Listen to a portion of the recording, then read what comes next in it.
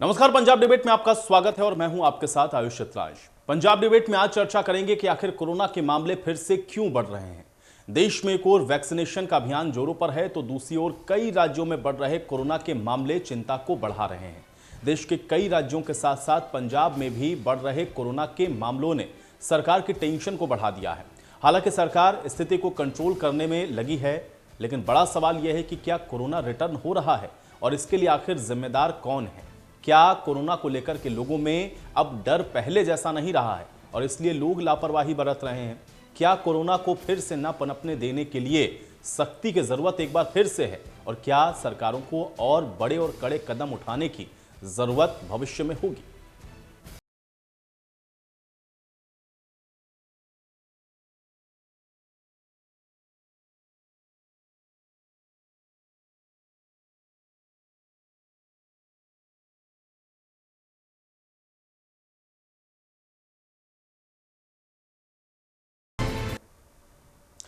तो भारत में एक बार फिर से कोरोना संक्रमण को लेकर के अलर्ट जारी किया गया और इसमें पंजाब समेत कई राज्यों में कोरोना के नए मामलों में बढ़ोतरी देखने को मिली है। इन नए मामलों के सामने आने के बाद राज्यों ने अपने अपने स्तर पर कई कड़े फैसले किए हैं। देश में अब एक तरफ कोरोना वैक्सीनेशन की ड्राइव है तो दूसरी तरफ कोरोना की दोबारा एंट्री दहशत को फैला रही है। कोरोना संक्रमण के नए आंकड़े देश के कई राज्यों में एक बार फिर से हड़कंप पैदा कर रहे हैं। भारत के कई राज्यों में कोरोना के मामलों में बीते एक हफ्ते में इजाफा देखने को मिला है। कोरोना के नए मामले राज्य सरकार से लेकर आम लोगों के लिए भी परेशान करने वाले हैं। बीते एक हफ्ते में महाराष्ट्र में 81%, मध्य प्रदेश में 43%, पंजाब में 31%, चंडीगढ़ में 43%, हरियाणा में 11%, जम्मू कश्मीर में 22%, छत्तीसगढ़ में 13% तक मामले बढ़े हैं। कोरोना को लेकर पैदा ताजा हालातों के बाद सरकारें सतर्क है। पंजाब में कोविड-19 को लेकर सीएम अमरिंदर सिंह ने हाई लेवल मीटिंग तक अधिकारियों से कर ली है। स्वास्थ्य विभाग को अलर्ट पर रखा गया है। सरकार वालों यही ने कि ਜਿਹੜੇ ਜਿੱਥੇ ਵੀ ਅਸੀਂ ਕੰਮ ਕਰ ਰਹੇ ਹਾਂ ਜਾਂ ਕੋਈ ਕਿਸੇ ਜਗ੍ਹਾ ਤੇ ਜਾ ਰਹੇ ਹਾਂ ਜਿਹੜੇ ਮਾਸਕ ਪਹਿਨਣਾ ਪਹਿਲਾਂ ਵਾਂਗੂ ਜ਼ਰੂਰੀ ਹੈਗਾ। ਬਾਕੀ ਜਿਹੜੀ ਸੋਸ਼ਲ ਡਿਸਟੈਂਸਿੰਗ ਹੈ ਜਿਵੇਂ ਅਸੀਂ ਕਹਿੰਦੇ ਕਿ 2 ਗਜ਼ ਦੀ ਦੂਰੀ ਉਹਨੂੰ ਮੇਨਟੇਨ ਕਰਨਾ ਜ਼ਰੂਰੀ ਹੈ ਤੇ ਜਿਹੜਾ ਸੈਨੀਟਾਈਜੇਸ਼ਨ ਜਿਹੜੀ ਹੈਗਾ ਉਹ ਵੀ ਨਾਲ ਜ਼ਰੂਰੀ ਹੈ ਤਾਂ ਕਿ ਇਹ ਕਰੋਨਾ ਤੋਂ ਜਿਹੜਾ ਹੈਗਾ ਤਿੰਨੇ ਚੀਜ਼ਾਂ ਜਿਹੜੀਆਂ ਅਸੀਂ ਕਹਿੰਦੇ ਹਾਂ ਕਿ ਸੋਸ਼ਲ ਡਿਸਟੈਂਸਿੰਗ ਮੇਨਟੇਨ ਕਰੋ, ਮਾਸਕ ਯੂਜ਼ ਕਰੋ, ਸੈਨੀਟਾਈਜ਼ ਕਰੋ, ਇਹ ਸਾਰੇ ਗੱਲਾਂ ਦਾ ਪਾਲਣਾ ਕਰਨੀ ਬੜੀ ਜ਼ਰੂਰੀ ਹੈ। ਪਰ ਡੇ ਜਿਹੜੇ ਹੈਗੇ ਆ ਅੰਦਾਜ਼ਨ 30-35 ਕੇਸ ਆ ਰਹੇ ਨੇ। ਪਹਿਲਾਂ ਕੁਝ ਕੇਸ ਪਿਛਲੇ 10-15 ਦਿਨ ਤੋਂ ਕਾਫੀ ਘਟ ਗਏ ਸੀ ਕੇਸ, ਪਰ 2-4 ਦਿਨ ਤੋਂ ਕੇਸ ਵਧੇ ਨੇ ਜਿਨ੍ਹਾਂ ਵਿੱਚ ਕੁਝ ਟੀਚਰ ਵੀ ਪੋਜ਼ਿਟਿਵ ਆਏ ਨੇ ਜਿਸ ਕਰਕੇ ਕੇਸ ਵਧੇ ਨੇ। ਪਰ ਉਹਨੂੰ ਅਸੀਂ ਕੰਟਰੋਲ ਕਰਨ ਲਈ ਸਾਰੇ ਸਕੂਲਾਂ ਦੀ ਜਿਹੜੀ ਸੈਂਪਲਿੰਗ ਹੈ ਉਹ ਸ਼ੁਰੂ ਕਰ ਦਿੱਤੀ ਹੈ। ਮਹੀਨੇ 25 ਤੋਂ 30 ਕੇਸ ਜਿਹੜੇ ਹੈਗੇ ਐਵਰੇਜ ਸੀਗੀ ਜਿਹੜੇ ਡੇਲੀ ਕੇਸਿਸ ਸਾਡੇ ਕੋਲ ਆਉਂਦੇ ਸੀਗੇ ਕੋਵਿਡ ਦੇ। ਤੇ ਪਰ ਜਿਹੜੇ ਲਾਸਟ ਵੀਕ ਦੀ ਅਸੀਂ ਗੱਲ ਕਰੀਏ ਤਾਂ ਥੋੜਾ ਨੰਬਰ ਇਨਕਰੀਜ਼ ਹੋਇਆ ਹੈਗਾ। ਹੁਣ ਜਿਹੜੇ ਹੈਗਾ 50 ਪਲੱਸ ਜਿਹੜੇ ਕੇਸਿਸ ਸਾਡੇ ਕੋਲ 50 ਤੋਂ ਲੈ ਕੇ 60 ਦੇ ਵਿੱਚ ਜਿਹੜੇ ਲਾਸਟ ਵੀਕ ਕੇਸਿਸ ਲੁਧਿਆਣਾ 'ਚ ਆਏ ਨੇ। ਹੁਣ ਇਹਦਾ ਜਿਹੜੇ ਵਧਣ ਦਾ ਮੁੱਖ ਕਾਰਨ ਇਹ ਹੈ ਕਿ ਲੋਕ ਜਿਹੜੇ ਹੈਗੇ ਜਾਂ ਤਾਂ ਮਾਸਕ, ਕਿਉਂਕਿ ਇਹਨਾਂ ਦਾ ਪਰਹੇਜ਼ ਜਿਹੜਾ ਹੈਗਾ ਕੋਵਿਡ ਤੋਂ ਬਚਣ ਲਈ ਸਾਨੂੰ ਸਭ ਤੋਂ ਜ਼ਰੂਰੀ ਹੈਗਾ ਕਿ ਅਸੀਂ ਜਿਹੜੇ ਮਾਸਕ ਪਾ ਕੇ ਰੱਖਣਾ ਸਾਰਿਆਂ ਨੇ ਤੇ सोशल डिस्टेंसिंग मेंटेन रखनी हैगी है ते तीसरा जो हैंड सैनिटाइजर का इस्तेमाल करना है। किलर बन चुके कोरोना वायरस को लेकर पंजाब सरकार पूरी तरह से एक्टिव हो चुकी है। हर स्थिति पर बारीकी से नजर रखी जा रही है। सारे पासे बढ़ रहा हैगा, बाहरले मुल्कां 'ਚ बढ़ रहा हैगा, लेकिन असी बड़ा 3-4 महीने 5 महीने तो असी बड़े रिलीफ ਦੇ ਵਿੱਚ ਸੀਗੇ, लेकिन ਹੁਣ ਦੁਬਾਰਾ ਆਇਆ ਕਿ ਕੁਛ ਤਾਂ ਜਿਹੜੇ ਸਾਡੇ ਸੋਸ਼ਲ ਫੰਕਸ਼ਨ ਸੀ ਕਾਫੀ ਇਹਨਾਂ ਦਿਨਾਂ 'ਚ ਕਾਫੀ ਹੁੰਦੇ ਨੇ ਵੀ ਹੁਣ ਸਾਰੇ ਕਿਸੇ ਨੇ ਮਾਸਕ ਨਹੀਂ ਪਾਇਆ ਹੋਇਆ ਤੇ ਇਸ ਕਰਕੇ ਜਿਹੜਾ ਤੁਸੀਂ ਇਹ ਜਿਹੜਾ बड़ा ਸਾਨੂੰ प्रिकॉशन लेने की जरूरत हैगी। गवर्नमेंट का तो ध्यान पहले दिन से नहीं है। जितना कोविड कंट्रोल हो गया ये भी ऊपर वाले की कृपा से है। गवर्नमेंट ने अपनी ओर से कोई एफर्ट अच्छी तरीके से नहीं की। ये तो जो राशन कोविड के टाइम में आता था वो भी लोगों तक नहीं पहुँचा सके, इतना उसमें घोटाला हो गया। अभी इनको अगर लगता है कि कोविड की समस्या इंक्रीज कर रही है तो वैक्सीनेशन की स्पीड क्या है पंजाब में? इनको चाहिए था कि वैक्सीनेशन जो वल्नरेबल ग्रुप हैं उनकी वैक्सीनेशन टाइम पे करें, या हेल्थ वर्कर तो खुद को वैक्सीनेट करवा नहीं पा रहे, उनको मोटिवेट नहीं कर पाई गवर्नमेंट। तो जब आप अपने हेल्थ जो डिपार्टमेंट है उसको ही कंट्रोल नहीं कर पा रहे तो दूसरों को फिर आप क्या करो? एहतियात रखने की लोड़ है, पर यह है भी लोगों ਨੂੰ विश्वास लोगों ਦੇ ਵਿੱਚ ਵੀ ਪੈਦਾ ਕਰਨ ਦੀ ਲੋੜ ਹੈ। ਸਰਕਾਰ ਵਿਸ਼ਵਾਸ ਪੈਦਾ ਕਰਨ 'ਚ ਨਾਕਾਮ ਰਹੀ ਹੈ ਕਿ ਜਿਹੜਾ ਜਦੋਂ ਤਾਂ ਇਲੈਕਸ਼ਨਾਂ ਲੜਨੀਆਂ ਹੁੰਦੀਆਂ ਨੇ, ਚਾਹੇ ਉਹ ਬੰਗਾਲ ਦੀਆਂ ਹੋਣ ਚਾਹੇ ਹੈਦਰਾਬਾਦ ਦੀਆਂ, ਉਦੋਂ ਤਾਂ ਪ੍ਰਧਾਨ ਮੰਤਰੀ ਜਾਂ ਅਮਿਤ ਸ਼ਾਹ ਬੜੇ ਬੜੇ ਇਕੱਠ ਕਰਦੇ ਨੇ। ਜਦੋਂ ਪਾਰਲੀਮੈਂਟ ਬੁਲਾਉਣੀ ਹੋਵੇ ਉਦੋਂ ਕਹਿੰਦੇ ਨੇ कोरोना। पंजाब में बीते दिन 399 नए कोरोना मामले सामने आए हैं। 15 लोगों की मौत इस दौरान हुई है। राज्य में इस दौरान 3000 से ज्यादा एक्टिव मामले हैं। हालांकि नए मामले बढ़ने के बाद चिंताएं ज्यादा बढ़ गई हैं।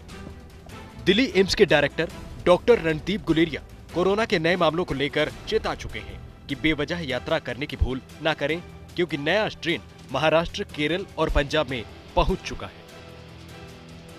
एक तरफ देश में कोरोना का दी एंड करने के लिए वैक्सीनेशन ड्राइव तेजी से जारी है, तो महाराष्ट्र से लेकर मध्य प्रदेश और पंजाब में कोरोना संक्रमण के नए मामलों ने चिंताएं बढ़ा दी हैं। News desk report, India news Punjab. Punjab debate के आज के अहम सवाल, उस पर भी एक नजर डाल लेते हैं। आज का पहला सवाल पंजाब डिबेट का यह है कि क्या कोरोना के मामले में हो रहे इजाफे की सबसे बड़ी वजह लोगों की लापरवाही है? यह अपने आप में एक बहुत बड़ा सवाल है। दूसरा सवाल यह है कि क्या कोरोना को कंट्रोल करने के लिए फिर से थोड़ी सख्ती और बढ़ाने की जरूरत है, क्योंकि अनलॉक में यह सख्ती कम हुई है। तीसरा सवाल यह है कि क्या कोरोना के खिलाफ सरकार को फिर से जागरूकता अभियान चलाने की आवश्यकता है, क्योंकि बढ़ रहे कोरोना के केस निश्चित तौर पर चिंता का सबब हैं। और एक तरफ नए स्ट्रेन की एंट्री वाली बात जो कही गई एम्स के डायरेक्टर की तरफ से, वो भी अपने आप में चिंता में डालने वाली है। तो अब ऐसे में सवाल यह है कि अगर ये आंकड़े बढ़ रहे हैं या कोरोना एक बार फिर से उसमें इजाफा देखने को मिल रहा है, तो इसको कंटेन करने के लिए, इसको रोकने के लिए क्या एक बार फिर से नए सिरे से नई रणनीति की आवश्यकता है और उस पर कंट्रोल कैसे होगा, यह अपने आप में एक बड़ा सवाल है। तो कोरोना का अलर्ट है और कोरोना पर रोकथाम कैसे लगेगी और इसका क्या उपाय है तमाम राज्य सरकारों के पास, आज इसी पर चर्चा करते हैं। दो मेहमान मेरे साथ जुड़े हुए हैं, उनका परिचय मैं पहले आपके साथ करवा देता हूं, फिर पंजाब डिबेट में आगे बढ़ेंगे।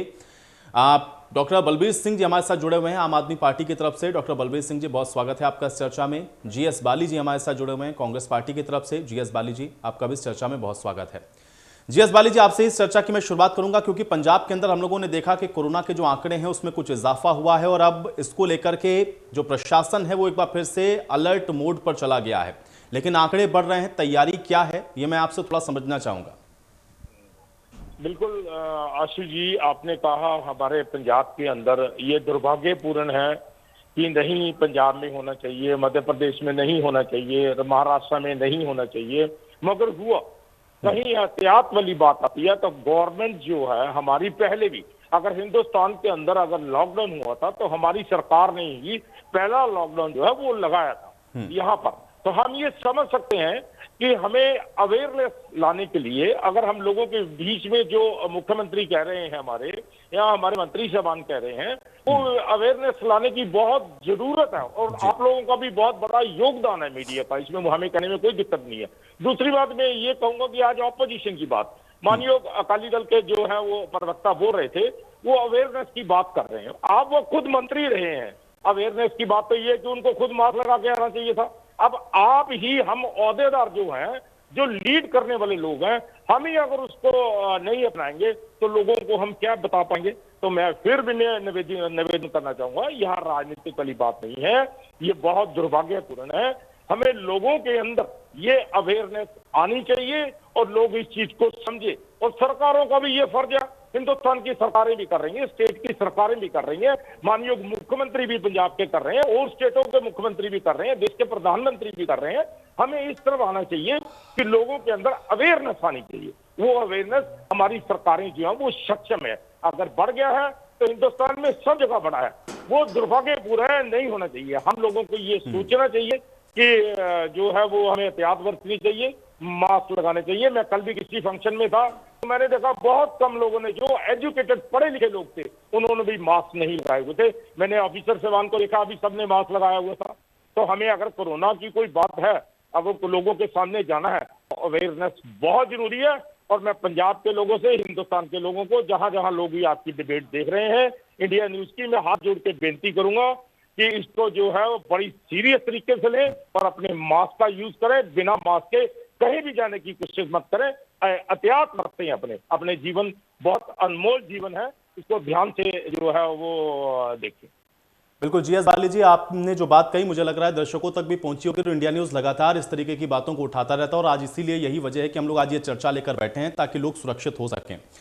डॉक्टर बलबीर सिंह जी, मुझे ये बताइए कि जिस तरीके से हम लोग देख रहे हैं, एक तरफ हम लोगों ने देखा कि जो कमी है वो आंकड़ों में देखने को मिली थी, एक थोड़ी सी राहत इसलिए भी हो रही थी कि वैक्सीन आ चुकी है, लेकिन अचानक से फिर से आंकड़ों का बढ़ना, नए सिरे से क्या नई रणनीति अब हमको सोचने की आवश्यकता है, क्योंकि लोगों को पता तो है कि बचना कैसे है, लेकिन बावजूद उसके आंकड़े बढ़ रहे हैं।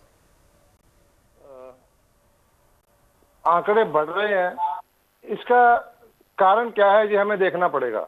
अभी हम बार बार कह रहे हैं कि जो पब्लिक है उसकी तरफ से मास्क नहीं पहना जा रहा, लेकिन ये सारा हुआ क्यों? ये इंप्रेशन किसने दिया? हमारी गवर्नमेंट, जिसने जो भी कोविड का इंफ्रास्ट्रक्चर था, जैसे उन्होंने 1200 कोरोना वॉरियर से उनको ये वॉलंटियर्स कहते हैं। अब ये एनजीओ नहीं चला रहे, ये गवर्नमेंट चला रहे हैं। अब इन्होंने 1200 जो 300 डॉक्टर, 300 फार्मासिस्ट और नर्सेज और जो सपोर्टिंग स्टाफ था, सेवादार थे, उनको निकाल दिया इन्होंने। जो जितने इन्होंने कोरोना के सेंटर बनाए थे वो बंद कर दिए इन्होंने, और इन्होंने सिविक बॉडी इलेक्शंस कराई हैं, और जो जितने भी इन्होंने जो कुछ भी किया है, इन्होंने कहाँ पे गवर्नमेंट के किस ओहदेदार ने वहां पे इन बातों का ध्यान रखा है जो कोविड अप्रोप्रिएट बिहेवियर कहते हैं, मास्क पहनने का, सैनिटाइजर का और सोशल डिस्टेंसिंग का। अब गवर्नमेंट ने बसेस पे पूरा अलाउ कर दिया, सिनेमा घर खोल दिए, मॉल खोल दिए। अभी गवर्नमेंट ने इंप्रेशन दिया कि कोरोना चला गया और वैक्सीनेशन, अभी ये भी एक बहुत बड़ा भ्रम है। अभी वैक्सीनेशन आप हेल्थ वर्कर्स की कर रहे हो, उसके बाद जो दूसरे कोमॉर्बिडिटीज वाले हैं उनकी बारी आएगी। जनरल पब्लिक की वैक्सीनेशन के लिए तो आपको 3-4 साल लगेंगे। जब तक वो वैक्सीनेशन नहीं होगी तब तक वैक्सीनेशन किसी तरह से भी वो प्रोटेक्टिव नहीं कह सकते आप उसको, जब तक 80% जो लोग हैं। तो गवर्नमेंट ने जो पहला लॉकडाउन का पीरियड था और ये जो वाला हमें एक ब्रीदर मिला था, इसमें ना तो इन्होंने गांव के जो उसके अभी भी इन्होंने 2 लाख लोग रख रहे हैं, ये उसमें गांव के डॉक्टर शामिल नहीं है। जो 450 डिस्पेंसरियां खाली हैं वो खाली रहेंगी। ये स्टेप मदरली ट्रीटमेंट है टुवर्ड्स द जो भी गांव में लोग रहते हैं उनके तरफ ये मतरेई माँ वाला इनका बिहेवियर है। और जो टर्शरी केयर है, मेडिकल कॉलेज, वहां पे इन्होंने कोई भर्ती नहीं करी। वहां पे आईसीयू चलाने के लिए वो तो डॉक्टर ही चलाएंगे ना, वहां एनेस्थीसिया में पोस्टें खाली पड़ी हैं, मेडिसिन में पोस्टें खाली पड़ी हैं, ब्लड ट्रांसफ्यूजन की खाली पड़ी हैं, सेक्रेटरी जो काउंसलिंग करनी है। तो गवर्नमेंट को जो करना चाहिए था वो गवर्नमेंट नहीं कर रही है। अब पब्लिक बिहेवियर आप उसको ब्लेम नहीं कर सकते, behaviour has to be regulated. अगर आप ट्रैफिक पुलिस हटा देंगे तो लोग शहरों में एक्सीडेंट होने बढ़ जाएंगे। आप क्यों करते हो ट्रैफिक पुलिस? क्योंकि उसको रेगुलेट करना है। इसी तरह से जो कोविड बिहेवियर उसको आप रेगुलेट करोगे, जो गवर्नमेंट ने नहीं किया। इट्स प्रिंसिपली पंजाब गवर्नमेंट का फेलियर है और उसका नतीजा पंजाब के लोग भुगत रहे हैं कि जो 5 वर्स्ट परफॉर्मिंग स्टेट्स हैं उनमें पंजाब एक है। तो गवर्नमेंट को इंट्रोस्पेक्शन करना चाहिए। इनके जो मंत्री हैं उनकी भाषा देखिए आप, कि जो डॉक्टर वैक्सीनेशन नहीं लगाएगा उसको कोरोना की लीव नहीं मिलेगी अगर उसको कोरोना हो गया। तो ये कैसी भाषा हुई? वो थानेदार थोड़ी ना है, वो सेवादार है लोगों के। आज उन्होंने थोड़ा सा अपना एटीट्यूड चेंज किया है। ये साबका मिनिस्टर की बात करते हैं, आज ही इनके मंत्री ने 22 बैन्स फ्लैग ऑफ करी हैं। तो वो खुद नहीं मास्क पहने हुए थे और कह रहे थे यहाँ किसी ने मास्क नहीं पहना हुआ। वो गले में लटकाने से उसको पहनना नहीं कहते हैं। लेकिन जब आप पब्लिक प्लेस में हैं तो गवर्नमेंट जो है, गवर्नमेंट प्रिंसिपली रिस्पॉन्सिबल है और गवर्नमेंट का बिहेवियर वो कोविड अप्रोप्रिएट बिहेवियर गवर्नमेंट का नहीं है। जीएस बाली जी, गवर्नमेंट इसके लिए रिस्पॉन्सिबल है और अगर हम लोग देखें तो वहीं से एग्जीक्यूट वाला जो पार्ट है वो आप लोगों को करना है। अगर ढिलाई वहां पर है तो लोग उसको फॉलो करेंगे कैसे? इसलिए वो जिम्मेदारी आप पर डाल रहे हैं। जीएस बाली जी, मैं एक इनकी बात का जवाब दूंगा। माननीय सरकारियों बड़े प्रशासनिक अधिकारी रहे हैं जदू साहब, मैं अच्छी तरह जानता हूं, मगर ये जिम्मेदारी मत डालिए, आप मत राजनीतिक करिए। मैं आपसे निवेदन करूंगा हाथ जोड़ के, राजनीतिक मत करिए कोरोना पे। मैं ये कहूं कि वर्ल्ड के अमेरिका में हो रहा है तो क्या वो पंजाब सरकार है? अगर हिंदुस्तान की सरकारों पे हो रहा है क्या वो पंजाब सरकार है? अगर हरियाणा या महाराष्ट्र में हो रहा है तो क्या पंजाब सरकार है? अगर दिल्ली में हो रहा है, दिल्ली में डेड बॉडी जो है वो स्ट्रेचरों के नीचे पड़ी रही है, करूं वहां की सरकार को। अब वहां बहुत अच्छा हुआ है, क्या मैं सरकार को श्रेय दे दूं उसका? ये चीज होती है, सरकारें उस पर लगी हुई हैं, चाहे मानयोग मुख्यमंत्री हो, चाहे हमारे मंत्री साहबान हो। क्या हम ये समझ लें कि वो ये चाहते हैं कि हमारी जनता के साथ ऐसा हो? तो आपने ये कहा, एक सेकंड, आपने ये कहा कि हमारी जनता के लिए बसेस खोल दी गई है, बस स्टैंड खोल दिए गए हैं, काम। क्या आप ये समझ सकते हैं कि हम लोगों ने कितना ताप भोगा है? आप ये समझ सकते हैं कि लोगों की नौकरियां चलेगी, आप ये समझ सकते हैं कि लोगों की दिहाड़ियां चलेगी, आप ये समझ सकते हैं कि लोगों की किसानियां चलेगी। आप ये देखिए लोग जा नहीं पाए वहां पे। और आप ये समझते हैं कि आज डॉक्टरों की भर्ती नहीं हो रही, गलत आज की इंफॉर्मेशन। आप ये कहो कि सर एक सेकंड सर, आप ये कहो कि गांव में लोगों को इग्नोर कर दी क्या, गलत इंफॉर्मेशन। एक मिनट सर, सिद्धू जी एक मिनट, मैं आपके बीच में नहीं बोला, बिल्कुल आप एक मिनट शांत रहिए, मेरी बात को पूरा होने दीजिए पहले। आप ये समझ सकते हैं कि क्या ये सरकार चाहती है, मैं ये कहूं हिंदुस्तान में अगर कोरोना हुआ तो क्या हिंदुस्तान के प्रधानमंत्री ये चाहते थे? आज जो हुआ, आज जो हिंदुस्तान के अंदर वैक्सीन आई, आज जो इंजेक्शन आए, हमारा हिंदुस्तान, हमारा देश, हमारे लोग, हमारी स्टेटें सब ने प्रकाशन लिया। मगर आज हम ये कह सकते हैं कि कहीं बढ़ोतरी हुई है, वो दुर्भाग्यपूर्ण है, नहीं होनी चाहिए। हम ये कहते हैं अगर स्टेट का चीफ मिनिस्टर इसमें लगा हुआ है, स्टेट का मुख्यमंत्री अगर लगा हुआ है और मंत्री लगा हुआ है, अगर उन्होंने सख्ताई की है, माननीय डॉक्टर साहब को अगर बोला है, कोई बुरी बात नहीं है, उन्होंने बोला है कि डॉक्टर साहब आप भी लगवाइए। अगर वो सेवादार हैं, आप भी सेवादार हैं, आप बैठे हैं, आप इतनी बड़ी पोस्ट पे रहे हैं, आप भी सेवादार थे, हम भी पार्टियों के सेवादार हैं, हम लगे हुए हैं। नहीं, लेकिन जीएस बाली जी, इल्जाम मत लगाइए। जीएस बाली जी इसको इल्जाम के तौर पर क्यों देख रहे हैं? जीएस बाली जी इसको इल्जाम के तौर पर मत देखिए। विपक्ष में बैठा हुआ या विपक्ष में बैठी हुई पार्टी अगर आपको बता रही है कि ये फला चीज ऐसी है और इस पर आपको गौर करने की जरूरत है, तो मुझे लगता है उसको अगर आप पॉजिटिव एस्पेक्ट में लेंगे तो बेहतर आप इसको कंटेन कर सकते हैं। मुझे लगता है उसको आपको आक्षेप की तरह लेने की आवश्यकता है नहीं, और मुझे नहीं लगता कि उन्होंने ऐसा कोई आरोप लगाया। वो ये बता रहे हैं कि ये स्थिति है, इस पर आप काम करिए, इससे हम लोग कंटेन कर सकते हैं। मुझे लगता है इसको आप ऐसे भी देख सर इन्होंने एक चीज कही कि पंजाब का फेल्यूर है, तो मैं ये कहूं कि हिंदुस्तान का फेल्यूर है, अमेरिका का फेल्यूर है, लंदन का फेल्यूर है। सरकार लगी हुई है, मुख्यमंत्री जी लगे हुए हैं, और यहाँ के हमारे मंत्री जी लगे हुए हैं, प्रशासन अधिकारी सब लगे हुए हैं, और हम और आप भी लगे हुए हैं जी, और हमारा मीडिया लगा हुआ है।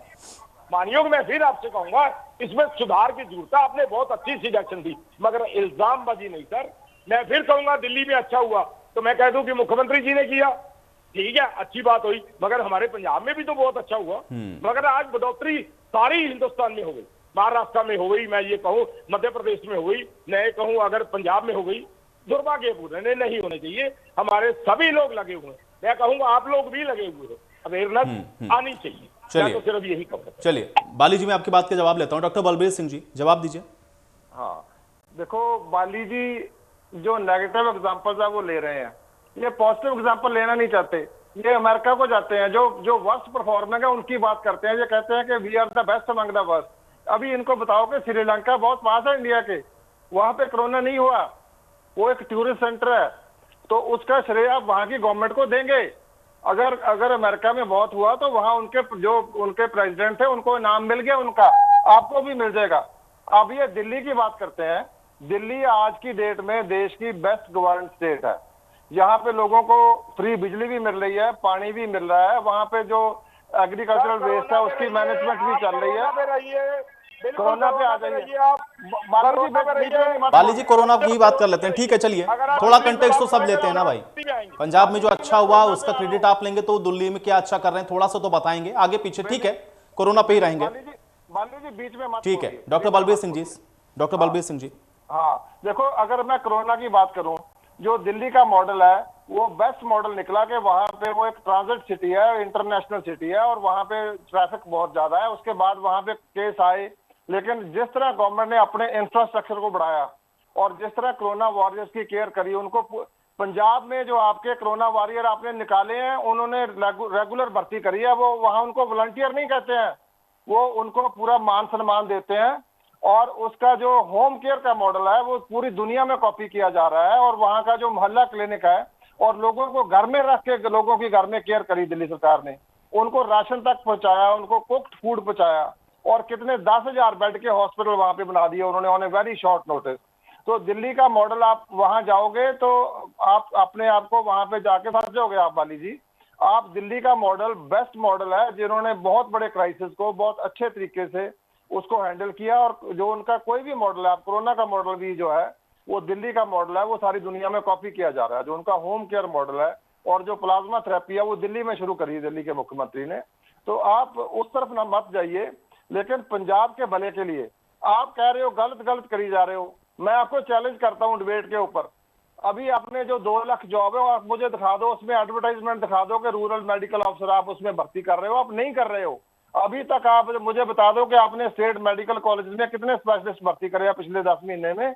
कोरोना के आने के बाद आपने नहीं भर्ती करे हैं। आपका जो सुपर स्पेशलिटी हॉस्पिटल जो मुख्यमंत्री की अपनी स्टेट में है, तो उसके अपने होम टाउन में जहां से वो इलेक्शन जीत के गए हैं, वहां में सिर्फ 4 लोग हैं 22 पोस्ट में से, और कोई उनका पैरामेडिकल नहीं है। और इक्विपमेंट पड़ी हुई है, बिल्डिंग बहुत बढ़िया है, इक्विपमेंट बहुत बढ़िया, पर डॉक्टर नहीं है। डॉक्टर बलबीर जी, क्यों ये नहीं आ रहे? ये आप बड़ी क्यों बात नहीं कह आ रहे हैं, रहे? और मुझे लगता है कि ये एक बड़ा एक विषय मिनट, भी है, मेरी क्योंकि बात अगर सुन आपके लीजिए पास लोग नहीं होंगे मेरी या बात सुन इंफ्रास्ट्रक्चर लीजिए में कहीं आप। कोई लूप होल्स आखिरी होगा बात कह रहा तो हूं। निश्चित तौर पे कंटेन करने में दिक्कत होगी। आखिरी जीएस बाली जी, आखिरी बात कह रहा जीएस हूं, बाली जी, आखिरी इसको बात कह रहा हूं। आक्षेप के तौर पर नहीं, लेकिन ये तो बताना पड़ेगा ना, चूंकि आपको ये भी बताना पड़ेगा कि आपका प्लान क्या है। आपको ये भी बताना पड़ेगा कि अगर ये स्थिति है, डॉक्टर्स नहीं है या पैरामेडिकल का स्टाफ नहीं है, तो आपके सामने एक बड़ी चुनौती तो है। नहीं, मैं देखो आशीष जी, मैं पहले भी आपसे ये कह चुका हूं कि चुनौतियां सरकारों के सामने हैं। अगर आप ये प्रशासकीय अधिकारी रहे, इनको आप पूछिए कि सरकारें चलती कैसे हैं, सरकारों का सिस्टम कैसे है। एक मिनट, अब आप मुझे बोलने दीजिए ना, आप बोलने दीजिए। अब आप जी बोलने जी, दीजिए। जीएस बाली जी, आप बोलिए। मुझे नहीं लग रहा बलबीर जी कुछ बोल रहे हैं। जीएस बाली जी, आवाज आ रही है डबल में। तो मैं आपसे ये कह रहा हूं कि जो आज पंजाब की स्थिति है, हम कोसना तो जानते हैं, हम कहना तो जानते हैं ये कि सरकारें ये नहीं, उसके पीछे लॉजिक बहुत बड़े हैं। आप पंजाब सरकार का लॉजिक 8,500 करोड़ रुपया हमारा हिंदुस्तान की सरकार के पास पड़ा है। आपने कभी ये आवाज उठाई है आम आदमी पार्टी ने या आपके मेंबर पार्लियामेंट ने कि हमारे पंजाब की वित्तीय हालत क्या है, हमारी पंजाब सरकार कैसे चल रही है? ये आपने कभी आवाजें उठाई हैं? आज आप 2 लाख आदमी, मैं भी कहता हूं, मैं आपके यहाँ इजाफा कर देता हूं बाद में। मैंने भी अमरिंदर सिंह साहब से हाथ जोड़ के बेनती की थी कि लोगों को जरूर नौकरी दे, मगर उसमें वित्तीय हालत देखिए। फिर भी हम ये कहेंगे कि बाहर वाली स्टेटों से, दूसरी स्टेटों से जो हमारे पंजाब के हालात है वो ठीक है। आज हम अकेला ये कहते हैं कि हमारे पंजाब के अंदर ये कोरोना के जो है वो मरीज आए हैं। मैं दुर्भाग्यपूर्ण, मैं बार बार आपसे कह रहा हूं कि मैं इसको कोई सराहना नहीं करूंगा इसकी, मगर साथ में महाराष्ट्र में भी आए हैं, मैं कहूंगा कि मध्य प्रदेश में भी आए हैं, दिल्ली में भी आ रहे हैं। तो ये गलत है। हम लोग भी दिल्ली रोज जाते हैं, हमें भी डर लगता है, अवेयरनेस की जरूरत है। जो सरकारें हैं वो लगी हुई है इस चीज में, कोई भी सरकार हो। मैं अगर फिर दिल्ली चला जाऊंगा, फिर ये कहेंगे बलबीर जी कह रहे हैं कि उनका दिल्ली मॉडल अपना लीजिए, उससे कंटेन कर सकते हैं, क्योंकि दिल्ली में उन्होंने कंटेन किया वैसे ही, तो वो दिल्ली मॉडल अपनाने की भी नसीहत दे रहे हैं आपको। एक मिनट, आप ये मान के चलिए कि मैं ये मॉडल अपना लूं कि वहां पे 10,000 लोग मर गए थे कोरोना से, ये मॉडल अपनाए हम? क्या हम ये मॉडल अपनाए कि स्ट्रेचरों के नीचे डेड बॉडियां पड़ी थी? क्या ये मॉडल अपनाए कि वहां पे लोग अंदर गए, उनको ट्रीटमेंट नहीं मिली? क्या ये मॉडल अपनाए कि प्राइवेट हॉस्पिटलों में 10-10 लाख रुपया लिया जा रहा था? ये अच्छी बात है। तो उस समय में इस समय में फर्क आ गया, उस पिता परमेश्वर ने वहां पे कृपा कर दी। तो हम भी ये अरदास करेंगे कि हमारे पंजाब के लोगों पे और हिंदुस्तान के लोगों पे वो ऊपर वाला कृपा करे। हम ये नहीं करेंगे, क्रिटिसाइज नहीं करेंगे, मगर मॉडल अपनाने की बात, मैं क्या ये मॉडल अपनाऊं कि वहां लोगों की डेड बॉडीज बाहर पड़ी हुई थी, बड़े बड़े न्यूज चैनलों ने दिखाया, आपने अपनाया, तब क्राइसिस था, कोरोना बड़ा ही पीक पे था। तो आज मैं कह सकता हूं पंजाब सरकार के मंत्री एंड ऑफिसर साहबान एंड जो नीचे डॉक्टर साहबान। चलिए डॉक्टर बलबीर जी, उस मॉडल को कैसे अपना ले जहां पर इतने लोगों की मौत हो गई, जहां ट्रीटमेंट ना मिला हो, डेड बॉडीज पड़ी हो पलंग के नीचे, उस मॉडल को तो वो नहीं अपनाना चाहते हैं। देखो, जो पंजाब में हुआ ना, आपको याद होगा कि जो लाश फगवाड़ा में जानी थी वो समराला में चली गई, और जो समराला वाली थी जब फगवाड़ा में गई तो उन्होंने कहा ये तो हमारी डेड बॉडी नहीं है। तो ये इस बात में अगर ये जाएंगे तो इसमें भी फंसेंगे। यहाँ ये बॉडीज जो स्वैप हुई हैं ये पंजाब में हुई हैं और कहीं नहीं हुई हैं। अभी 2 इश्यूज है। अब मुद्दे की बात आई, मुद्दे पे आए। एक पहली बात तो ये है कि इनके डॉक्टर्स ज्वाइन क्यों नहीं कर रहे हैं यहाँ पे, क्यों नहीं है स्टाफ इनके पास? क्योंकि ये उनको पूरी तनख्वाह नहीं देते हैं, भत्ते नहीं देते हैं। जैसे कोरोना वॉरियर्स हैं, जो फार्मासिस्ट है उसको 12,000 रुपए देते हैं, स्टाफ नर्स को 12-15,000 रुपए देते हैं, आशा वर्कर को 1,000 रुपए देते हैं, और जो डॉक्टर्स है उसको उसकी जो सैलरी इतनी कम है। दिल्ली में डॉक्टर्स ज्वाइन कर रहे हैं, बाकी स्टेट्स में कर रहे हैं, हरियाणा में कर रहे हैं, तो पंजाब में क्यों नहीं कर रहे हैं? इनको इसके ऊपर थोड़ा सा सोचना चाहिए तो दूसरी बात उन्होंने वित्तीय हालात के बारे में करी है कि आपको पता है पंजाब के वित्तीय हालात? बिल्कुल पता है जनाब। वो इसलिए हैं वित्तीय हालात खराब क्यों, अब ये भी सुन लो, क्योंकि पंजाब में आपके जो एमएलए हैं वो नकली शराब की फैक्ट्रियां चल रहे हैं। अगर असली शराब बिकेगी, ठेके से शराब बिकेगी, तो उसका रेवेन्यू आपको आएगा। आपके जो एमएलए हैं, आपके मंत्री कह रहे हैं कि वो जो जितने भी चाहे वो रेता है, वो बजरी है, वो बेचने में लगे हुए हैं 2 नंबर में। वो सरकार के रेवेन्यू आ ही नहीं रहा है। दिल्ली में 6 साल में दिल्ली का रेवेन्यू 2.5 गुना बढ़ गया है। इसकी वजह से वो सारा कुछ कर पा रहे हैं। तो पंजाब का रेवेन्यू कम हो रहा है। आप ये देखिए कि आपके एमएलए हैं जो 2 नंबर में रेता बजरी बेच रहे हैं, जो शराब की नकली फैक्ट्रियां लगा रहे हैं, और रेवेन्यू कहां से आएगा? अगर आपके जो मंत्री हैं जिनको आपने बाहर बैठा रखा है, जो नवजोत सिद्धू है, वो उन्होंने बताया है, पूरा बताया है कि अगर आप शराब से पूरा रेवेन्यू आएगा, अगर आपको रेता बजरी से रेवेन्यू आएगा, अगर एडवर्टाइजमेंट से आएगा, और अगर आपको ट्रांसपोर्ट से आएगा, अगर सारा रेवेन्यू सरकार के खाते में जाएगा तो आपका रेवेन्यू डबल हो जाएगा, तो आपके पास पैसे आ जाएंगे। अगर आप महलों में बैठे रहेंगे, अगर आप लोगों में जाएंगे नहीं, अगर आप देखेंगे नहीं जाके, तो रेवेन्यू कहां से आएगा वाली साहब? तो जीएस वाली जी बलबीर जी की बात का जवाब दीजिए। तो रेवेन्यू वाली बात पर भी, और दूसरा वो ये भी कह रहे हैं कि कुछ चीजें तो ऐसी हैं जो आप उनसे सीख सकते हैं, कम से कम रेवेन्यू बढ़ा लें तो आप जो तमाम चीजें कह रहे हैं कि जो आपको फाइनेंशियल दिक्कत आ रही है उससे आप बाहर निकल सकते हैं, अच्छे से कंटेन करेंगे। जीएस वाली जी, मैं जरूर कहना चाहूंगा, आप नवजोत सिंह सिद्धू की बात मत करिए, वो हमारे हैं, वो हमारे ही रहेंगे। छोड़िए आप इन बातों को कि आप नवजोत सिंह सिद्धू की बात करके बात करेंगे। दूसरी बात ये, आपके एमएलए को मैं अब शब्द कहूं, मैं कहना नहीं चाहता, क्योंकि एक संवैधानिक एमएलए पोस्ट पे जो बंदा होता है उसके बारे में अब शब्द बोलना अच्छी बात नहीं होती। एमएलए तो आपके पकड़े गए रोपड़ में, मारपीट तो आपके एमएलए से हुई, आप दूसरे एमएलए पे लांछन लगाने के लिए एक छोटी सी वीडियो दिखा दीजिए, मैं आपको दिखा देता हूं। एमएलए तो आपके पकड़े गए, अब मारपीट तो आपके एमएलए से हुई, एफआईआर तो आपके एमएलए पे हुई, और आप लांछन लगा रहे उन पे। हाँ, ये ठीक है, सारी दुनिया ने देखा, सारे मीडिया ने देखा, जो मौतें हुई 126 बहुत दुर्भाग्यपूर्ण थी, उन सब पे एफआईआर दर्ज हो गई है, सारी फैक्ट्रियां बंद हो गई है। अब मुख्यमंत्री तो यही कर सकते हैं ना, और अब मुख्यमंत्री क्या कर सकते हैं बताइए? लोगों को पकड़ा, लोगों को अंदर बंद किया, उन्होंने उसके बाद फैक्ट्रियां बंद कर दी गई, सील कर दी गई। ये तो हर स्टेट में होता है, अभी मध्य प्रदेश में भी हुआ, वहां तो बीजेपी सरकार है, वहां पे भी लोग मरे। ये दुर्भाग्यपूर्ण बातें हैं जो स्टेट में नहीं होनी चाहिए, हम ये कहते हैं। और वाकई रेवेन्यू जो है वो पंजाब का बढ़ना चाहिए। हमारे मुख्यमंत्री साहबान को, मैं ये कहूं मंत्री साहबान को ध्यान जरूर देना चाहिए, मगर 8,500 करोड़ एक और 31,000 करोड़ रुपया एक, अगर 39,000 करोड़ रुपया हमारी स्टेट को मिल जाए, और आम आदमी पार्टी के जो एक मेंबर पार्लियामेंट है अगर पार्लियामेंट में आवाज उठाए, और हमारे और आप जैसे प्रवक्ता अगर ये आवाज उठाए कि 39,000 करोड़ रुपए अगर हमारे पंजाब में आ जाए, बल्ले बल्ले हो जाए हमारे पंजाब की। 4 साल में आपने आवाज नहीं उठाई, हमारे मंत्री और हमारे मुख्यमंत्री सीधा वहां बैठे रहे, हमारी कोई सुनवाई हुई? कोई सुनवाई हुई है? तो 39,000 करोड़ किसको कहते हैं? आप मुझे बताइए। आपने रेता बजरी और शराब का इल्जाम लगा दिया, मगर क्या बीजेपी से बी टीम बन गई आप उसकी? क्या मुझे बताइए, उनकी बात आप नहीं कर रहे हैं? 31,000 करोड़ कहाँ है हमारा?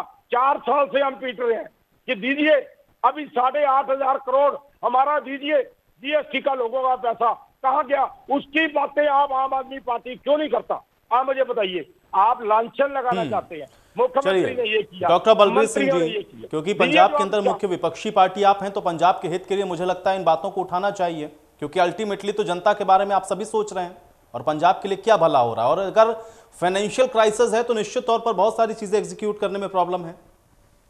इनके पास 8 मेंबर ऑफ पार्लियामेंट है और हमारे पास तो 1 है, इनके पास तो अब ज्यादा है। देखो, जो भगवंत मान जी मुद्दे उठाते हैं, पूरी दुनिया जानती है कि इनके 10 से ज्यादा उठाते हैं वो। अब जहां तक इनको अपने जो मुख्यमंत्री है उनसे कहो कि वो ऑल पार्टी मीटिंग बुलाएं और सबको साथ में लेके जाएं, सबको साथ में लेके जाएं। ये मुख्यमंत्री का दायित्व है, उनकी जिम्मेवारी है। वो मीटिंग भगवंत मान नहीं बुला सकते, ऑल पार्टी मीटिंग वो मुख्यमंत्री ही बुला सकते हैं। तो ये इनको कम से कम ये करना चाहिए कि सारी पार्टियों को साथ लेके चले। हम जरूर पंजाब के लिए सब कुछ करेंगे। मैं तो इनको चैलेंज करता हूँ, अभी बहुत थोड़ा समय बचा इनके पास, 8-9 महीने बचे हैं, तो ये जो रेवेन्यू कलेक्शन वाला मामला है वो आम आदमी पार्टी को दे दें, तो हम इनका जो जो आज का रेवेन्यू उसको डबल करके दे देंगे। इनको खर्चा यही करें, खर्चा इनकी सरकार करे, लेकिन हम इनको साबित कर देंगे। और हमारा ये वादा है कि हमारी सरकार बनने के बाद हम पहले साल में रेवेन्यू डबल कर देंगे। और हम ये नहीं कहेंगे कि सरकारी खजाना खाली है, ये बहाना नहीं बनाएंगे हम। तो इनको खुला चैलेंज है बाली साहब को मेरा, इनकी सरकार को ऑफर दें अपनी को कि रेवेन्यू कलेक्शन हम करके देते हैं, इनको डबल करके देते हैं और ये लोगों के काम करें और बहाने मत लगाएं। लोगों को पूरी तनख्वाह दें, जो ठेके पे हैं उनको पूरी तनख्वाह दें, उनको पूरे सर्विस के बेनिफिट मिलना चाहिए, तभी लोग काम कर पाएंगे, तभी वो कोरोना वॉरियर्स है उनका सम्मान होगा। यस बाली जी जवाब दीजिए। देखिए, आम आदमी पार्टी में फिर ये कहूंगा, मेरा आपको डबल चैलेंज है।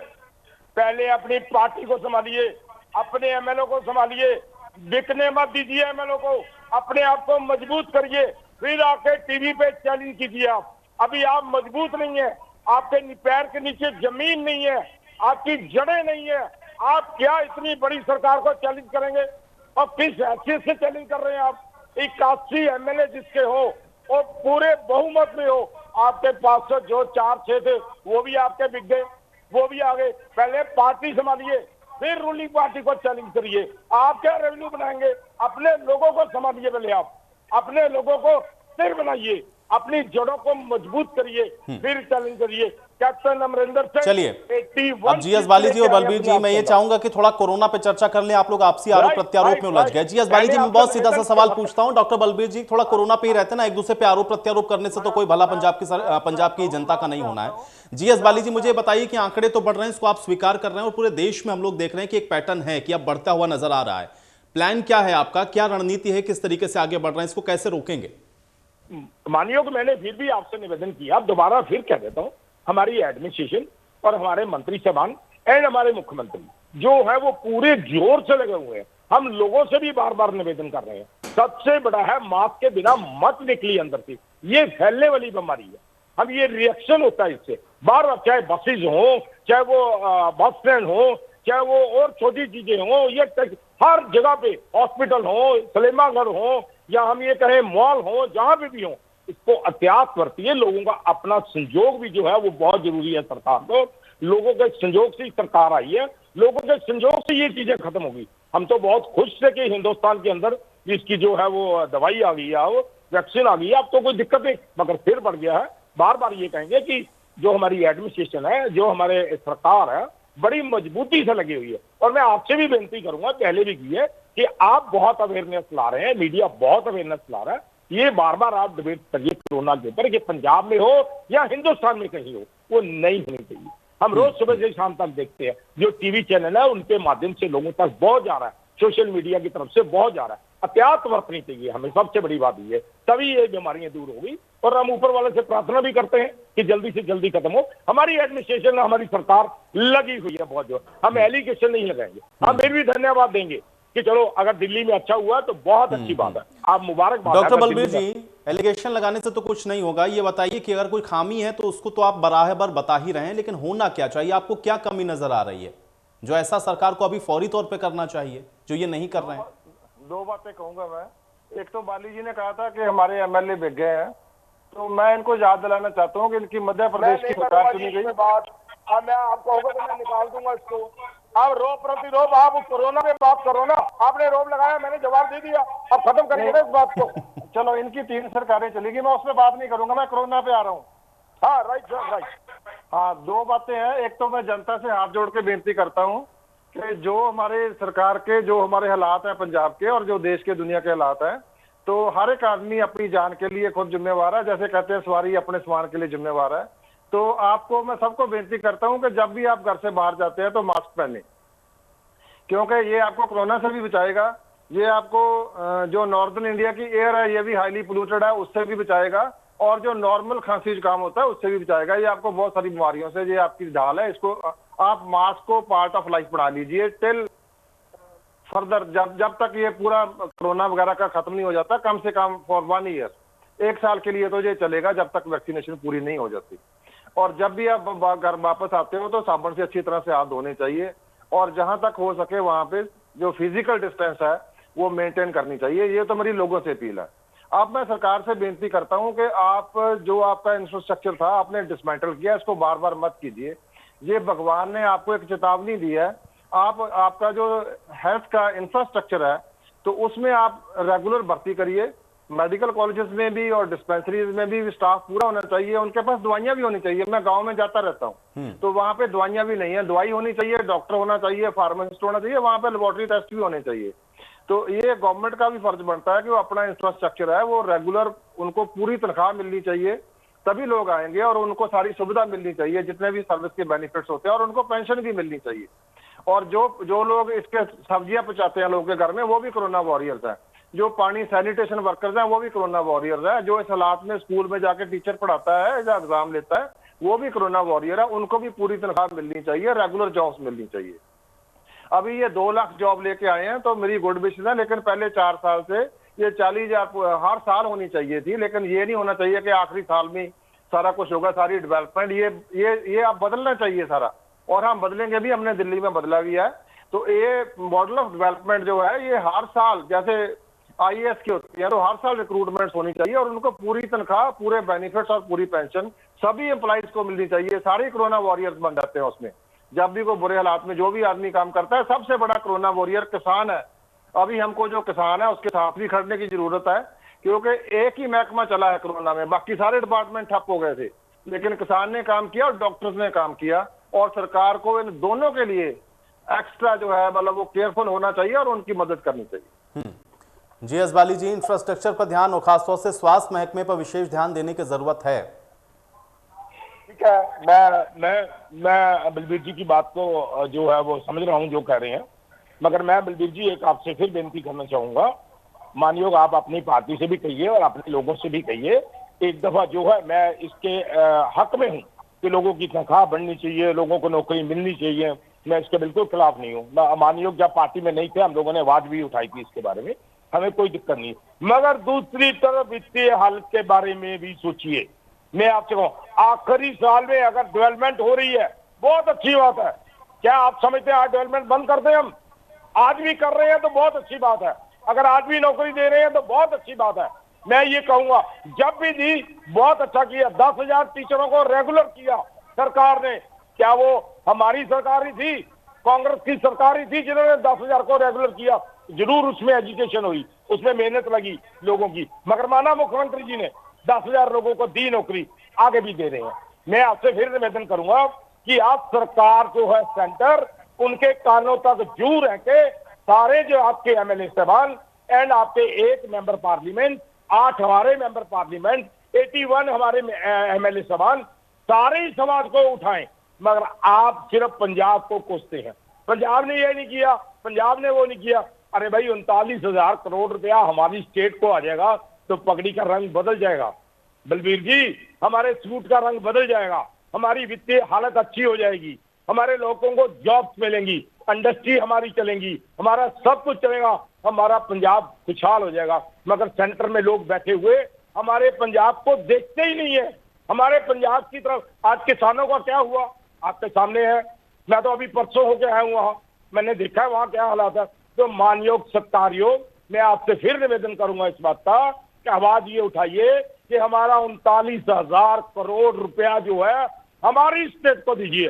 मानयोग मोदी जी, मानयोग हम कहेंगे अमित शाह जी और फाइनेंस मिनिस्टर रमन जो मैडम है, उनको हाथ जोड़ के विनती करेंगे कि हमारी स्टेट को जो है 39,000 करोड़ रुपया हमें दे दीजिए। उसके बाद आप ये कह सकते हैं जॉब नहीं मिली, ये नहीं मिला, वो नहीं मिला, हमारे पास पैसा कहाँ है? हम ये तो बताएं। आप बताइए सेंट्रल गवर्नमेंट ने हमें इन 4 सालों में क्या दिया? हिमाचल गवर्नमेंट को 50,000 करोड़ रुपए का पैकेज मिला है, आपको मालूम है? उत्तराखंड में 30,000 करोड़ रुपए का पैकेज मिला है, आपको मालूम है? पंजाब में हमारे प्रधानमंत्री देश के क्या 1 रुपए का पैकेज भी मिला हमें पंजाब में? हम मुख्यमंत्री को बुरा भला कहेंगे, हम कांग्रेस को बुरा भला कहेंगे जो आप कह रहे हैं। इसलिए मैं आपसे निवेदन करूंगा बार बार कि आप अपने MLA साहबान एंड मेंबर पार्लियामेंट को ये कहिए कि कोसने की बजाय वहां पार्लियामेंट में हमारे 8 MP तो उठा रहे हैं, हमारे मुख्यमंत्री तो बार बार मिल रहे हैं, हमारे MLA और हमारे फाइनेंस मिनिस्टर तो बार बार मिल रहे हैं, मगर आज के लोगों को भी चाहिए आप ऑपोजिशन में बैठिए। बलबीर सिंह जी क्रिटिसाइज नहीं करिए।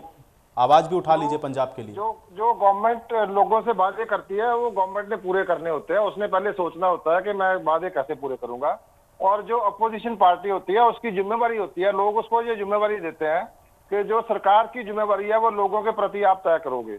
तो you will hold the government accountable to the people of the state, and we are exactly doing that.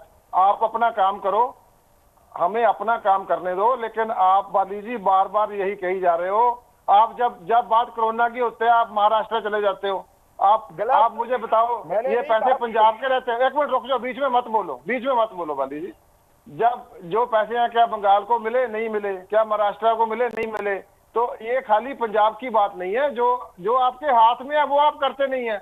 अभी आप मेरे को कह रहे हो कि मैं जाके मोदी जी से पैसे लेके आऊं, तो ये आप अथॉरिटी मुझे दे दो। आप अंदर जाते हो, आप उनके साथ मीटिंग करते हो, काले कानून बनाते हो और बाहर आके शोर मचाते हो। ये तो कोई बात ना हुई, ये तो डबल स्टैंडर्ड हो गए। तो आप उस कमेटी के मेंबर हो। जब आप कमेटियों में जाते हो, सरकार के बंदे कमेटियों में जाते हैं, चाहे फाइनेंस कमीशन की बात हो या कुछ भी हो, तो आप जब कमेटियों में जाते हैं वहां जाके बोला करो। यहाँ बैठ के बोलने से धाड़ने से कुछ नहीं होगा। तो आपको सारी अपॉर्चुनिटीज मिलती हैं, और जो मुख्यमंत्री है वो मिल सकता है जाके फाइनेंस मिनिस्टर को, मिले जाके। हमारा फाइनेंस मिनिस्टर जाते हैं, जब उनकी मीटिंग्स होती हैं, जीएसटी की मीटिंग्स होती हैं, तो वहां पे उनको करना चाहिए। वहां पे अप्रोप्रिएट फोरम है, ये अप्रोप्रिएट फोरम नहीं है उसके लिए। जीएस बाली जी, एक तरफ तो आप ये भी कह रहे हैं फाइनेंशियल क्राइसिस है, दूसरी तरफ आप ये भी कह रहे हैं कि हम इससे लड़ने के लिए या इसको लेकर के हम लोग पूरी तरह से तैयार हैं। अगर फाइनेंशियल क्राइसिस है और ये हम लोग मान लें कि आपका पैसा जो नहीं है वो मिल रहा, तो फिर ऐसे में आप लोग कैसे खाली क्या लोग को अवेयर करते रहेंगे, इसी से आप इसको रोक पाएंगे? ऐसे तो नहीं हो पाएगा। मुझे लग रहा है इसमें और भी बहुत सारी चीजें हैं जो आपको सोचनी पड़ेंगी जीएस बाली जी, क्योंकि ये फाइनेंशियल क्राइसिस तो अभी लगता नहीं कि आपकी इतनी जल्दी यहाँ पर सुधरने वाली है। जो हमारी पार्टी की सरकार है वो बात करते हैं, आप ऑपोजिशन तो करते हैं या बैठे हुए? कितनी दफा आपने एजुकेशन कर ली इस चीज के बारे में, लोगों के बारे में? कितने सड़कों पे आप आ गए इसके बारे में कि आपने ये कहा, आपने बड़ी आवाज उठाई? अरे आप सेंट्रल गवर्नमेंट को तो कहते ही नहीं हो। यहाँ बैठे हुए अमरिंदर सिंह को टारगेट करते हो आप ओनली, कि मुख्यमंत्री जी को टारगेट करना है आपने, कैप्टन अमरिंदर सिंह साहब को टारगेट करना है, क्योंकि आप ऑपोजिशन में बैठे। जो वित्तीय हालत हमारी पंजाब की खराब है उसको तो कभी आपने टारगेट नहीं किया। मैंने कभी विधानसभा में सुना नहीं कि आपके अपोजिशन लीडर ये कहे कि हमारी वित्तीय हालत जो है वो ठीक नहीं है, माननीय मुख्यमंत्री जी हम चलने के लिए तैयार हैं। मैंने तो आज तक नहीं सुना। अगर आपने सुना हो, मीडिया ने सुना हो, तो मैं मान लूंगा जी आपकी बात। आप बात करते हो जॉब्स की, होनी चाहिए, मैं ये कहता हूँ गलत नहीं है, जॉब्स लोगों को मिलनी चाहिए। 10,000 नौकरी अगर दी है, अगर उनको रेगुलर की है, तो फिर इट मीन समथिंग। कहीं तो था, कहीं तो मुख्यमंत्री के दिल में थी कि 10,000 टीचर्स को दी है उन्होंने, जो सड़कों पे बैठे हुए थे। ऐसा नहीं है कि मुख्यमंत्री इसके नेगेटिव जाएंगे। लोगों ने वोट दी है, 81 एमएलए चुन के दी है, वो आए हैं, उन्होंने इन चीजों को पे काम करना है। मगर काम किससे होगा? पैसे से। पैसा कहां से आएगा? सेंट्रल गवर्नमेंट से। हमने अगर वादा किया कि हम लोग किसानों का वो भी छोड़ेंगे पैसा, हम ये सोचा हम जॉब्स भी देंगे, मगर आएगा कहां से? प्रधानमंत्री जी देश के हमारे पंजाब के साथ ऐसा क्यों कर रहे हैं? कभी आपने आवाज उठाई? सिर्फ मुख्यमंत्री को टारगेट रखा आपने। हिमाचल को अगर 50,000 करोड़ रुपए का पैकेज मिला, व्हाई नॉट कि हमें मिला? हमें क्यों नहीं मिला? अगर उत्तराखंड को मिला, हमें क्यों नहीं मिला? अगर हरियाणा को मिला तो हमें क्यों नहीं मिला? अगर मैं कहूं बंगाल को नहीं मिला तो बुरी बात है, मिलना चाहिए। मैं कहूं महाराष्ट्र को नहीं मिला, मिलना चाहिए। आप कहते हो जी मैं कोरोना की बात करता हूं तो मैं महाराष्ट्र। अरे जब हमारे देश में हो रहा है तो हमारे पंजाब में भी है। तो मैंने ये कहा कि दुर्भाग्यपूर्ण है कि ये गलत बात है, नहीं होना चाहिए, हमें अवेयरनेस लानी चाहिए। मगर आप ये मत क्लियरेंस लीजिए कि नहीं जी लोगों को ये नहीं मिला। मगर कभी 39,000 करोड़ रुपए की आपने बात की? कभी विधानसभा में की? कभी पार्लियामेंट में की? आपके मेंबर पार्लियामेंट ने कभी नहीं की, कोसने के अलावा कि मुख्यमंत्री हमारे पंजाब का ये, हमारी कांग्रेस पार्टी ये। आपने ये ही किया है, मगर वित्तीय हालत सुधारने के लिए आपने कभी भी कांग्रेस का और ऑपोजिशन का रोल अदा नहीं किया है। बलबीर जी, देखो ये एक ही बात पे सुई अटकी हुई है बाली जी की। हमारे मेंबर ऑफ पार्लियामेंट हमेशा उनकी तो जो पोएम है, मतलब अच्छे दिन वो मोदी जी से डायरेक्टली क्वेश्चन करते हैं, और हमेशा जो पंजाब के मसले हैं और जो पंजाब का बकाया है, ये सारी बातें वो उठाते रहते हैं। ये बिल्कुल गलत कह रहे हैं कि हमने कभी बात नहीं करी। लेकिन ये फिर वही कहते हैं, देखो ये खुद कह रहे हैं कि जब मुख्यमंत्री को पता लगा 125 लोग मर गए तो जो शराब की नकली शराब की फैक्ट्रियां थी वो बंद हो गई, तो ये मान रहे हैं कि वो 4 साल से चल रही थी। तो अगर जो रेवेन्यू आपके हाथ में, आप उसकी बात ही नहीं करते हो, आप उसकी बात ही नहीं करते हो। जो दिल्ली से आना है उसके लिए उसका अप्रोप्रिएट फोरम ये है कि जो मुख्यमंत्री है वो ऑल पार्टी डेलीगेशन बुलाएं, उनको साथ लेके जाएं। वो उसका एक तरीका होता है। वो ये बात सुनने को तैयार नहीं है बाली जी, और ना ही ये अपने मुख्यमंत्री को ये बात बताने के लिए तैयार है कि आप एक ऑल पार्टी डेलीगेशन लीड करो, दिल्ली को फाइनेंस मिनिस्टर के पास जाओ, ऑल पार्टी डेलीगेशन लेके जाओ। उसमें जाएंगे भगवंत मान जी भी जाएंगे और अकाली दल के बाकी भी जाएंगे, सब लोग जाएंगे, बीजेपी वालों को भी जाना पड़ेगा। तो अगर आप मुख्यमंत्री अच्छा इनिशिएटिव लेंगे तो उसका नतीजा अच्छा होगा। अगर वो खुद ही सिस्मा में जाके बैठे रहेंगे अपने प्राइवेट होम में, नहीं जाएंगे तो कैसे होगा? वो डेलीगेशन, मैं फिर रिपीट करता हूं कि भगवंत मान नहीं लीड कर सकते, वो मुख्यमंत्री को लीड करना है। उनके कोई मेंबर ऑफ पार्लियामेंट भी लीड नहीं कर सकते, वो मुख्यमंत्री को ही लीड करना पड़ेगा। तो मुख्यमंत्री से आप जाके कहिए कि आप ऑल पार्टी डेलीगेशन लीड करो और पंजाब के मसलों पे केंद्र से जाके बात करो, किसानों के बारे में बात करो। आप किसानों को, आप कितने लोगों को आपके जो मुख्यमंत्री है उसके कितने ओएसडी हैं, कितने लोगों को, 40 लोगों को सिक्योरिटी दे रखी है। तो हमारे जो किसान लीडर है उनको सिक्योरिटी क्यों नहीं दे सकते आप? तो जो अन्नदाता है जिसको आप दूसरा भगवान कहते हो, डॉक्टर कहते हो, आप चलिए जीएस बाली जी से मैं इसका जवाब ले लेता हूं। जीएस बाली जी, देखिए ये पैसा तो नहीं आने वाला, मैं सवाल फिर दोहरा रहा हूं क्योंकि आप कह रहे हैं कि फाइनेंशियल स्थिति ऐसी नहीं है, केंद्र से पैसा आपको मिल नहीं रहा है, लेकिन जो रिसोर्सेज हैं अब तो आपको उसी में से इसको कंटेन करना पड़ेगा, कैसे करेंगे? अब ये भी तो मान के चलिए, अगर 10,000 लोगों को रेगुलर किया है, अगर 10,000 लोगों को जॉब दी है तो कहीं तो हुआ है सर, इंतजाम मुख्यमंत्री जी ने किया है। ऐसा तो नहीं है भी नहीं किया है, ये तो कोरा झाड़ देंगे बात कि एक डेलीगेशन। पीछे जो मीटिंग हुई थी उसमें क्या हुआ था? ऑल पार्टी मीटिंग में सिर्फ रोप प्रतिरोप, कभी अकाली दल पे रोप, कभी कांग्रेस पे रोप, हुआ क्या था? कभी आपने मुद्दे की बात की, मैंने मुद्दे की बात 2 दफा उठाई, मानिए होगा आप भी यही कह रहे हैं कि पैसा नहीं आने वाला, तो फिर हमें तो स्टेट के साथ उतराव चढ़ाव सहने पड़ेंगे ना लोगों को। अब ये कहते हैं जी आपने ये बात की है कि जो आपने वादे किए हैं, हिंदुस्तान की गवर्नमेंट को कभी पूछा आपने? कभी बात की आपने? आप ये बात, यहां भी है उनके लोग, यहां भी उनके 3 एमएलए हैं, कभी आपने क्रिटिसाइज किया कि हिंदुस्तान की गवर्नमेंट के क्या वादे थे?